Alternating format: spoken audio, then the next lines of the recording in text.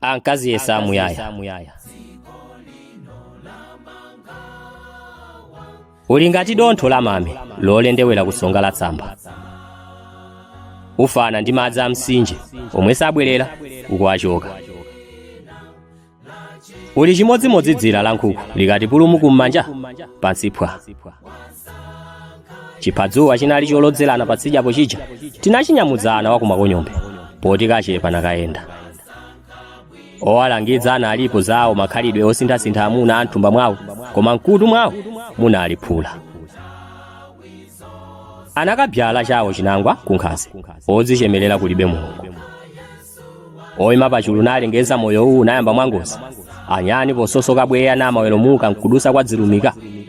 Odzikweza ndinso odzama nawo mabuku pozichafikapo lero ndi mbiri poti kulibe.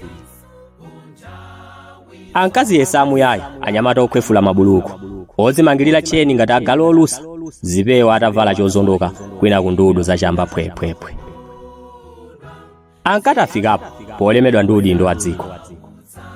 Kuchuluka chitetezo ana ali nako sana yambe alingalira kuti lina tsiku nkusenza doti cha mimba. Ankazi yesa muyaya koma anapita tinakakwirira anaola. Kuchuluka maphunziro muli nakoko msaziyese dolo kwa onse. Mphamvu ndi ulamuliro nzanu inde msazuze nazo wena. Kukongola ndi kuoneka bwinoko sinu oyamba kuti ena tinakayika atayesa mpamba. Ponyozera a Mulungu malemba na atsate chikunja fumbi kufumbi anakwaniritsa doti kudoti tinawaperekeza.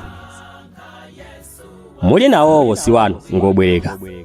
Ulemekezeni polemekeza Mulengi poti onse oziyesa muyaya padzana anakatseka lawo dzenje.